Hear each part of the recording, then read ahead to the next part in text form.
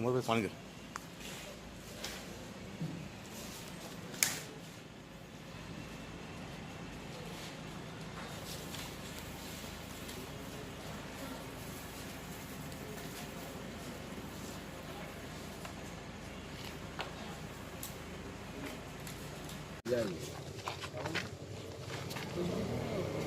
अचानक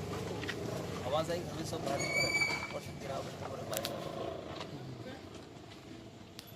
अब अंदर हाँ अंदर 12 बजे रख दूँगा